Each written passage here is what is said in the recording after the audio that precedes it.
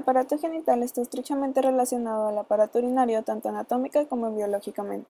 La diferenciación sexual es un proceso complejo en el que intervienen muchos genes. La clave para el dimorfismo sexual es el cromosoma Y, que contiene el gen que determina la formación de testículos llamado gen SRY. Bajo su influencia tiene lugar un desarrollo masculino. Aunque el sexo del embrión viene determinado genéticamente en la fertilización, las gónadas no obtienen características morfológicas femeninas o masculinas hasta la séptima semana de desarrollo. Las células germinales aparecen hasta la sexta semana del desarrollo.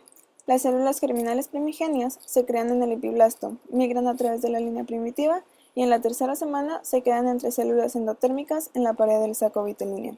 En la cuarta es cuando se transportan a lo largo del mesenterio dorsal del intestino posterior, y en la quinta llegan las gónadas primativas e invaden las crestas genitales, y esto ocurre en la sexta semana. Si estas no llegan a las crestas, no se desarrollan. Antes de que las células primigenias lleguen, el epitelio de la cresta genital prolifera y las células epiteliales van dentro de la mesenquima subyacente y forman cuerdas irregulares llamados cordones sexuales primitivos. Estos cordones conectan con el epitelio superficial y es imposible identificar si la gónada es femenina o masculina. Por esto reciben el nombre de gónada indiferenciada. La imagen que vemos es la de un embrión de 6 semanas que muestra la gónada indiferenciada con los cordones sexuales primitivos. Testículos. Si el embrión es genéticamente masculino, las células germinales primigenias llevan un complejo cromosómico sexual XY, con un gen SRY del cromosoma Y. Se codifica un factor que determina que los testículos se formen. Los cordones sexuales primitivos siguen proliferando y se introducen profundamente en la médula para formar el testículo. Los cordones que van en dirección al hilio de la glándula se dividen en una red de líneas celulares diminutas, que después se originan de los túbulos de la red testicular. En este desarrollo, la túnica albuginea es una capa de tejido conjuntivo fibroso. Esta va a separar los cordones testiculares del epitelio superficial. En el cuarto mes, los cordones testiculares tienen forma de una herradura y ahora tienen dos tipos de células. Estas se componen de células germinales primitivas y células de Sertoli. Las células intersticiales de Leydig se encuentran entre los cordones testiculares y son desarrolladas después de la diferenciación de los cordones. En la octava semana, estas producen testosterona y el testículo ya puede influir en la diferenciación sexual de los conductos genitales y genitales externos. Los cordones genitales son sólidos hasta la pubertad. Después adquieren una luz de la cual forman los túbulos seminíferos. Cuando estos se canalizan, se unen a los túbulos de la red testicular que se introducen en los conductillos eferentes. Estos se unen a la red testicular y el conducto mesonéfrico o de Wolff, que se convierte en un conducto deferente. En esta imagen podemos ver la influencia de las células germinales primigenias en la gónada indiferenciada. Del lado de los testículos vemos que los cordones medulares se desarrollan, no hay cordones corticiales y la túnica albuginea es gruesa. En los conductos genitales, en la etapa indiferenciada, tenemos dos pares de conductos genitales. Estos son los conductos mesenofrénicos, que es el de Wolff, y los conductos paramesofrénicos, que son los de Müller. Este último se origina como una invaginación longitudinal del epitelio sobre la superficie anterolateral de la cresta urogenital. Cranealmente, el conducto se abre en la cavidad abdominal mediante una estructura de tipo embudo, pero caudalmente este se desplaza en dirección lateral respecto al conducto mesonéfrico y después lo atraviesa ventralmente para crecer en dirección caudomedial.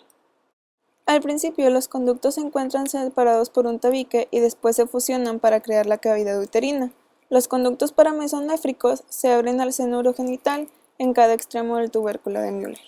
En la imagen podemos ver los conductos genitales en la sexta semana. La del lado izquierdo es del sexo masculino y del lado derecho es la del femenino. En ambos sexos hay conductos mesonéfricos y paramesonéfricos. En la regulación molecular del desarrollo, el SRI actúa junto con un gen autosómico llamado SOX9. Este es un regulador de transcripción que también induce la diferenciación testicular. Ambos inducen la secreción de FGF9 en los testículos, y este actúa como factor quimiotáctico que hace que los túbulos del conducto mesonéfrico penetren en la cresta gonadal para que prosiga la diferenciación de los testículos. SRI aumenta la producción de factor de esteroidogénesis 1, que estimula la diferenciación de las células de Sertoli y de Leydig. En estas últimas, SF1 regula la alza de los genes para las enzimas que sintetizan testosterona. La testosterona y la dihidrotestosterona se unen a un receptor.